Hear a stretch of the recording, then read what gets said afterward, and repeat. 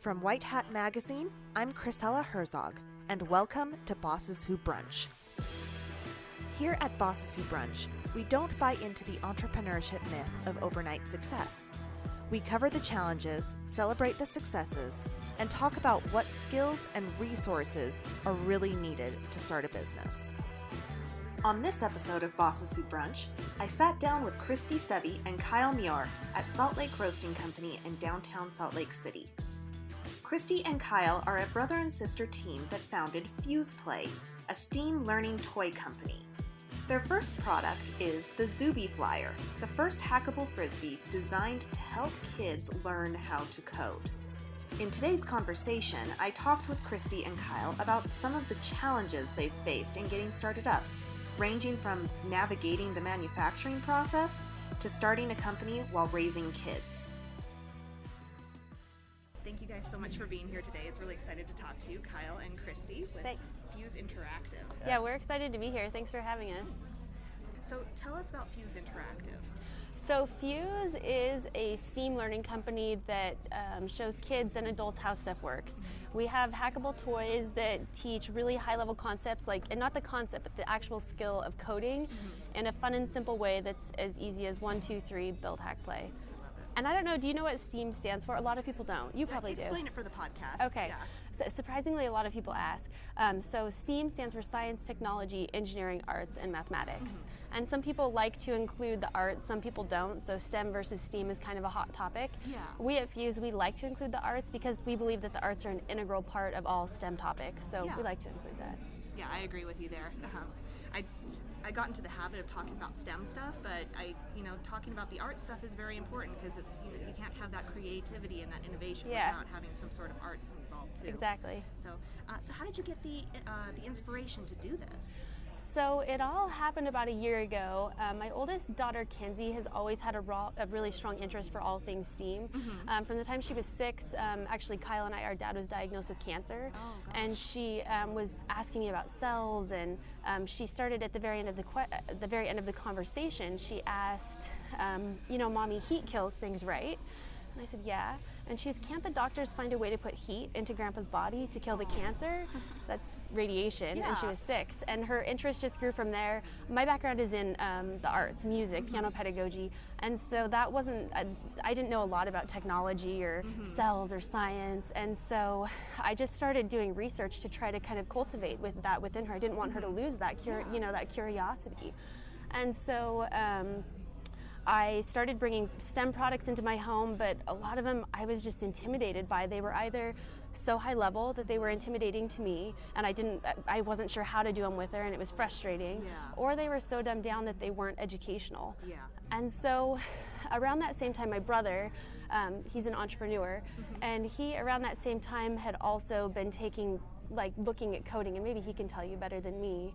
Yeah. So I had no idea that stuff was going on in the home. I was just doing my thing, but I had been purchasing a whole bunch of different coding books, trying to figure out just as like a hobby what language might be fun to kind of explore. And was over at her house one night, and we were watching her youngest daughter chase an iPhone around the floor. Oh, fun. And we just started talking, what about smart toys for kids? And it sort of all just evolved out of that. And for the past year, we've been iterating on a myriad of different designs and product ideas, and finally landed on what we're doing now. Yeah. So tell us about the Zubi Flyer. So Zubi Flyer is a hackable frisbee, and it has a PCB that is a printed circuit board, and that board has lights, LED lights around it, and there's buttons on it, and there's magnet switches that are just like buttons, but you can do it with a magnet. And by pushing those buttons or waving the magnet wand, you can hack into different games. Very cool. And so the games that are on there's about 12 of them. I can't remember them all, but there's like Hot Potato Memory, Copycat Pong, Catch the Light. Sound games. Oh, there's a cool hand harmonica. Oh, fun. That sounds so awesome. So they can play with those games, but what's cool, and they can go outside and play, and the games are interactive with their family or friends. Or they can connect that PCB, it unsnaps from the frisbee, and they can connect that to their computer. And they can go in and they can learn coding by changing the different variables. So they can change the LEDs, the timing, the buzzer, everything. Yeah, and we I'm using my hands as if the listeners can see me, but we've got the code commented so that at the top there's a code block that is user modifiable variables, and so it's written so that we're saying 10 to infinity. A young child could kind of get in there, real code, tweak things, and re-upload the code to have their hardware do something completely different than and go outside and play with their creation. Yeah. Very cool. And it sounds like it's something where, if you're like a techie parent or something like that, it's also designed so you can work with your kid on it too. Well, and I think more than anything, if you're not a techie parent, I think the whole goal was that people like myself who don't have a background in tech or anything like that could pick this up and feel comfortable learning and doing it alongside their child as they were learning. Oh, very cool. The techie parents might have to buy 2 products. One for themselves too. I love that. Actually, I think that's one of the cool things about the frisbees. So the frisbee scales to your knowledge level. So somebody, even my 4-year-old, she pushes the buttons and the lights are pretty, she likes it. But the most advanced developer could take the board and use it for a really sophisticated project. So it's cool that it can really scale with your child's age and knowledge, and even your age and knowledge. Yeah. I love it. That's so cool. So what kind of reaction have you seen to it so far? It's been exciting. We've had a great reaction. I think one of the most exciting things, I had this problem, and this was, my frustration that I expressed to him that night. He was talking about when we were playing with my youngest on the floor chasing the iPhone. And this was my problem, is that I couldn't find a product that, was fun and simple but taught high-level concepts. And I think the most exciting thing is seeing that there's a large group of people that share that exact same problem, and that has been something we've received a lot of feedback, not just from parents but educators, some of our partners. We're partnered with the Girl Scouts, community leaders, and so it's been exciting. That's very cool. It's always interesting in a startup to see who those kind of initial groupies are that are interested in what you're doing. And to Kristy's point, I'd say kind of the core group right now that kind of makes up our circle. Educators are huge. Ironically enough, people who are into electronic music. They love it, the EDM scene, which is surprising.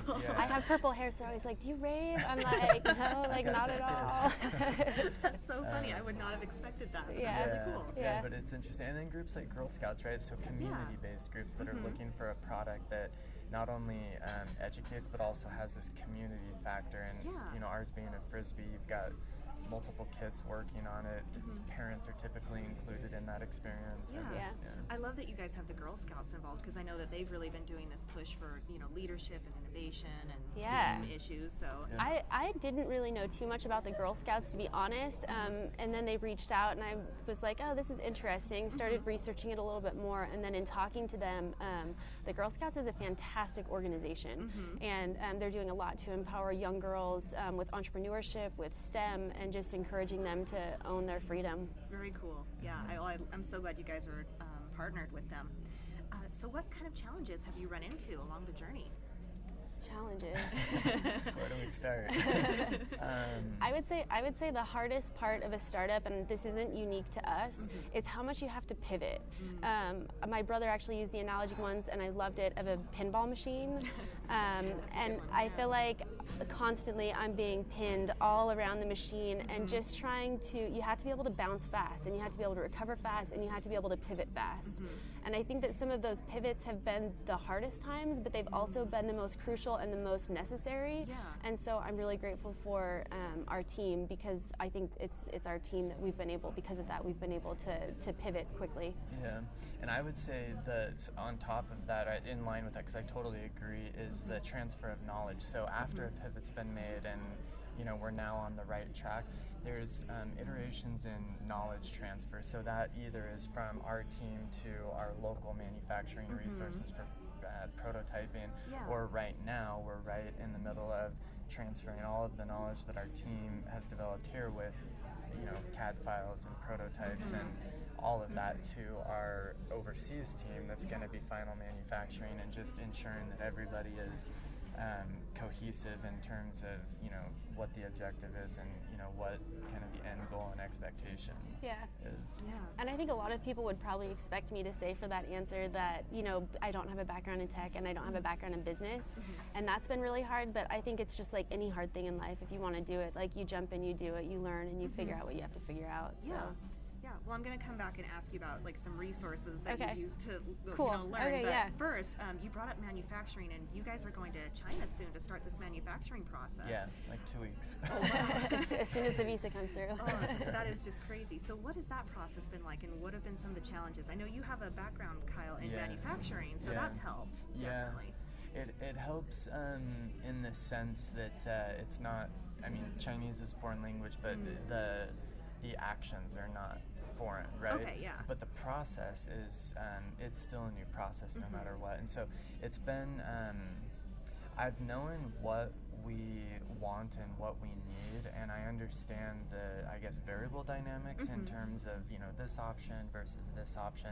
Because in manufacturing, when you're making something from scratch, literally like the sky is the limit, right? So it's your job from kind of a design thinking perspective to really narrow that scope down and know, you know, without any doubt and with confidence that this is what we're doing and these are the files we're using and this is why, right? Because at that point it's very easy to walk into a factory and qualify that factory, and so that's that in short has been the process. And what will be happening here in a couple weeks is taking, you know, the factories that we've sort of narrowed down to, going over there, visiting them, and actually, you know, seeing in a face-to-face sense, do we jive, and is their factory to par with what online conversations have alluded to.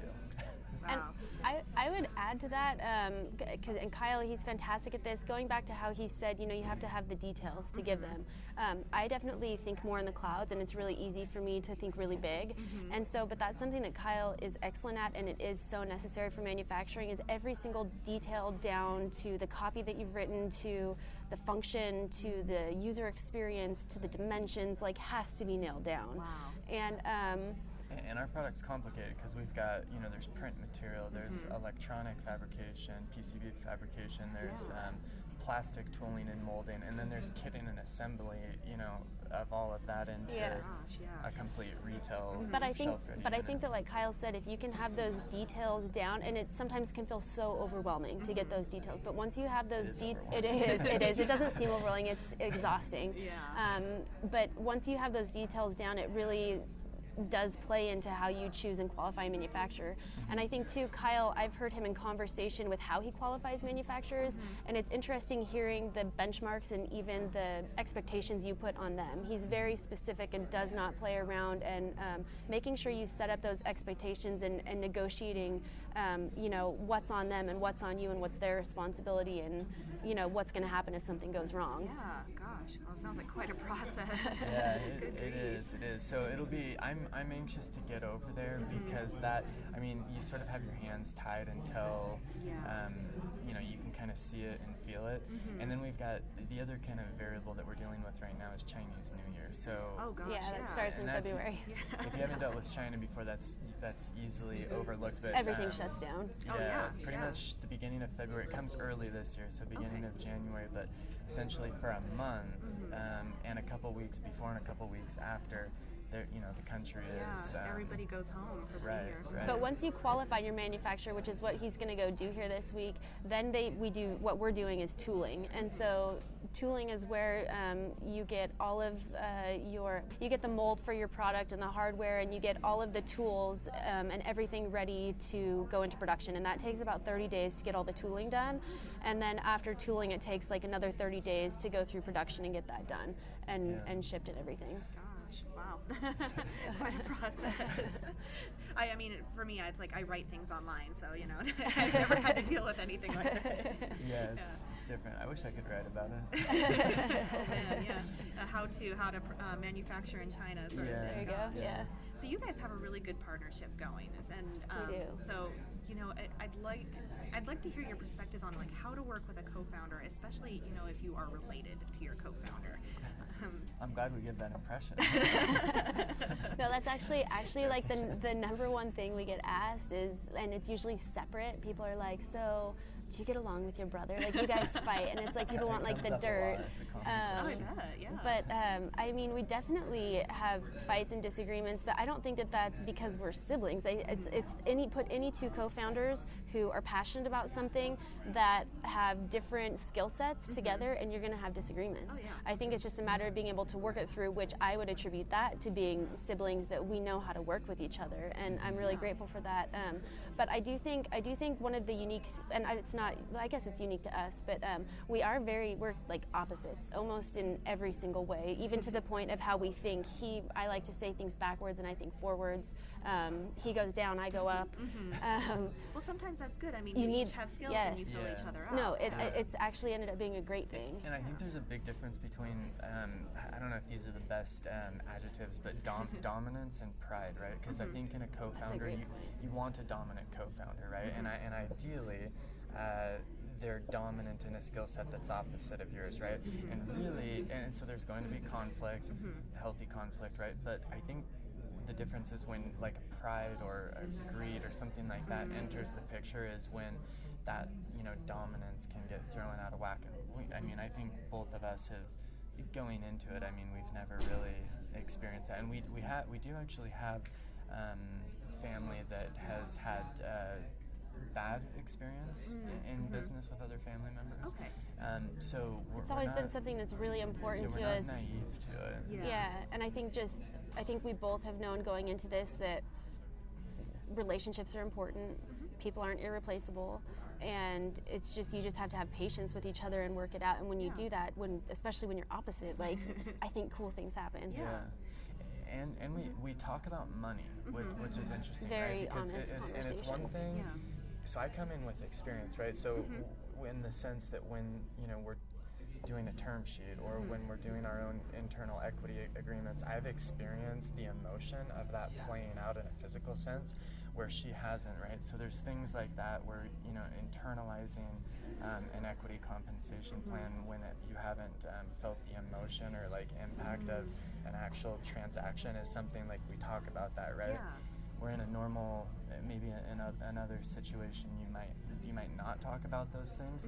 I think it's good though to talk about it, even if you have had experience. I think that is something that just that open communication is vital. Yeah, and we don't, the company's a startup, so we don't have a lot of money now, but we talk about like, okay, what if scenarios, this happens, how do we handle It's that? just managing expectations. What does that look like? Managing expectations.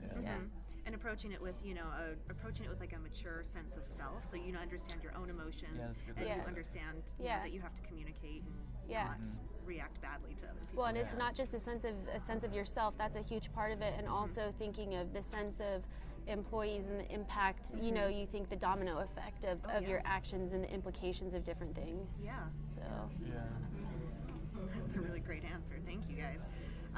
And then I wanted to ask you, Kristy, like, what has it been like starting a company with kids? It's been hard. It's been super hard. And for me too. Whatever. He goes home at nighttime. He's not up in the middle of the night. My husband, prior to starting Fuse, was in his last year of law school at the U. He did really, really well. Graduated top of his class and had a lot of job offers. And we've been married we're going on 13 years, I think. And so that's always been our dynamic, is that he was going to go and work, and that was what he did. That was his role. And so and so it was really strange. I would say probably one of the hardest and strangest things was once we realized Fuse was a great option to pursue, and also it was something I was passionate about, and both my husband and I and his mom has always worked. She had her own company, a catering company. He's always wanted me to pursue my passions, and so once we realized kind of the opportunity, he put his he turned down job offers, the best job offers that were out of state, so that I could stay here and pursue this. And he got another job that was less hours, that paid less, that he'd be able to help take care of the kids. And I think in a marriage, when you've lived so long in those certain expected roles, it's really hard to have a role reversal. And you really have to have both people on board. Him doing the dishes and cleaning and taking care of the kids and bath time, he hadn't done that. And so me going out and working and being away from the kids. You know, it was just an interesting dynamic and hard. I know that sounds maybe so strange, but it was something emotionally that I had to work through. And then obviously having the kids, that's difficult, having 3 girls and trying to go out and work all day, and it's like, oh, if something in school happens or it's been hard, but it's just one of those things. I think it's like in anything in life, if you want to do something, if you want to pursue something, you make it work.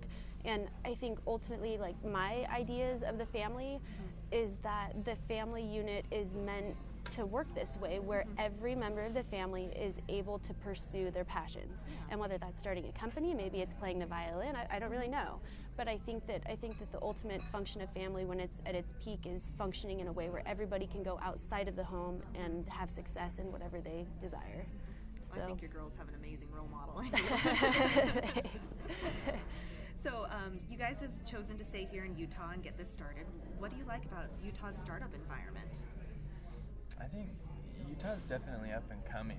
So it's cool to be in a city where I like reading biographies. So if you read like Lincoln or John Adams and, you know, kind of the days of old, it's cool reading about these little cities and, you know, how they were springing up. And I think Salt Lake is definitely one of those modern cities that's springing up. And so it's cool. And it's cool that the companies that have sort of led that, I guess, economic uptick, they're technology based, and so it's awesome to be among a community that, you know, is technology oriented. Yeah, I think that Utah in general has tons of startups. I mean, we're a startup mecca, and so I think that that's awesome to be in that community where you have that support. I've been super impressed with the female community and the mentorship and support that's come. I think that one thing I found that's been really interesting, I think women oftentimes, when it comes to competition, or I feel like a lot of times women try to like one up each other or try to be better, they can be catty. But so do men. They posture though. It's different how men do it. But one up and then posture. Yeah, there you go. Always posturing with men. Anyways, but I've been so impressed with the entrepreneurial community of women, and one of the things I was most surprised is that I would reach out to really successful women, prominent women, and I'm like, oh, they are not going to give me the time of day, but what the heck, I'm going to ask. Yeah. And I've found that the most successful women have been the most willing to help and mentor, and I think that they have had mentors that have helped them get where they are, and they want to pay it forward. So I think that women in this community, and I don't know if it's unique to Utah, but I mean, it's my only experience. I've been impressed by it, so that's rad. Yeah, I've seen what you're talking about, the collaborative community and supporting each other here, and having worked back east before, it's unique to Utah. I've talked to a few people back east, and that's what they've said, is that it was like, oh, the women have to, it's different. Yeah. Well, and in general too, the networking here is interesting because you're I guess you're a bigger fish in a smaller pond in Utah, right? Yeah. You know, versus even like LA or especially like in New York or Chicago. And so there's definitely an advantage to an earlier stage entrepreneur here in Utah than I think other cities, even if you're coming in fresh from out of state or somewhere else, because the network is infectious, I guess, if you're responsible. You don't get lost. Yeah. That's true. Yeah, there are some cool people here, like you guys. So what has been your favorite startup resource as you've been building up your company? Favorite startup resource? Something, whether it's something you've, like a book or something online that you've been able to learn from as you've gone along, or just, somebody you've been able to talk to? Yeah, so I would say besides some of the women who have mentored me, that's been a huge resource. And I don't know, I guess I'm speaking about people, and I don't know if that, to me, that has been my biggest resource, has been people. But one of our advisors, Mike Peregrina, he has probably been the biggest resource to me. He's been awesome. He's gone above and beyond, and he knows I don't have a background in business, and so I almost feel like has tried to put me in a little bit of like an accelerator or something. Like he'll send me books to read, articles and different things to help me, whether it's like with raising money or understanding, business structure. he definitely has gone above and beyond in thinking of ways to help educate me so that I can be a better entrepreneur. That's great. Yeah. And he's been helpful on the kind of like business architecture, right? So when we're thinking through like how do we architect the business so that we can, you know, stage for raising capital, and how does that translate down into, you know, this kind of an equity or you know, convertible note structure, you know, versus another. And it's been he's been great, super responsive, very helpful, and willing to open up his network. That's fantastic. He's been awesome. Yeah, somebody like that can be absolutely invaluable. How did you guys meet him? I met Mike.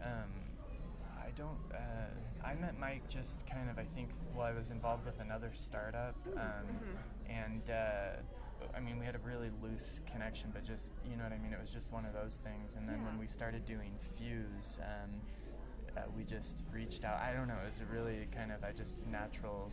Yeah.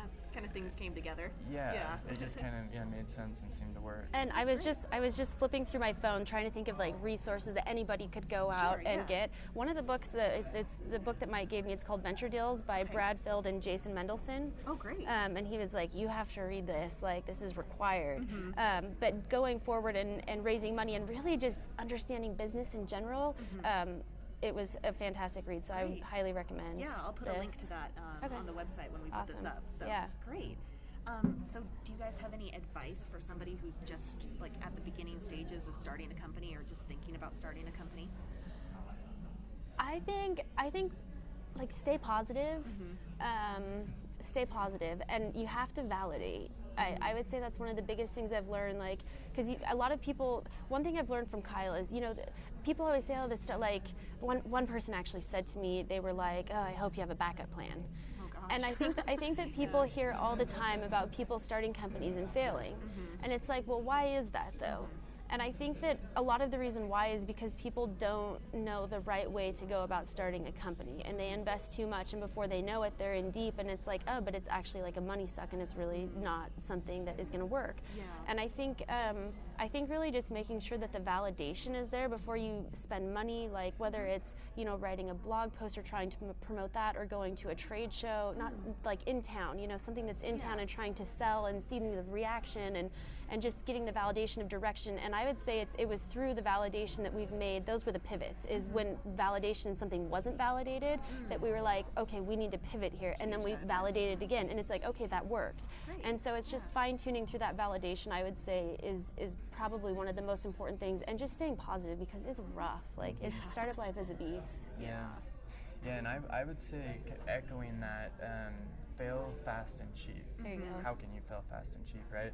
And one of the workshops that I like to do is on kind of the order of just that, starting a business. And there's kind of 4 core pieces that I like to say: idea, product, team, and execution, in that order. And everything starts and heads with the idea and the validating of that idea, and failing as fast and cheap at that as possible. And I think if you do that, you save yourself a lot of stress, you save yourself a lot of money, you save yourself a lot of relationships, and you know, you typically learn something new at minimum. You're gonna fail a lot. Like, that's the failures that have brought us to where we are today. So and you have to get through that somehow, and which comes back to the staying positive, of course. So what is next for you guys? What do the next 5 years look like? I mean, next couple of weeks, you know, this manufacturing build started. A successful company and make tons of money. No, the dream. But beyond that, more than that, more importantly, you know, going to China, getting the product, selling that, and continuing to grow our brand and the different products that we sell. And then I'm really excited to see where our partnerships lead. With the Girl Scouts, with some of the school districts that we've partnered with. You know, I have 3 daughters, and so girls in STEM and just girl empowerment in general is super important to me. And so I think I definitely look forward to growing Fuse so that we can contribute more to that collaborative community of women and uplifting young girls. Awesome. I love it. Well, good luck, you guys. I know you are doing pre-sales on your website Pre-sales right on now. the website, FuzePlay.io. FuzePlay.io, and that's Fuse, FuzePlay. Yep. Okay, great. Thank you, guys. It's been great to talk to you. Yeah, thank you so much. We appreciate it. Thanks for tuning in to this episode of Bosses Who Brunch. If you enjoyed this episode, please subscribe and leave us a review. Bosses Who Brunch is a production of White Hat Magazine. To keep up on future episodes and meetups, you can follow us on Twitter and Facebook at White Hat Mag. You can also find more information about White Hat Magazine and Bosses Who Brunch at whitehatmag.com.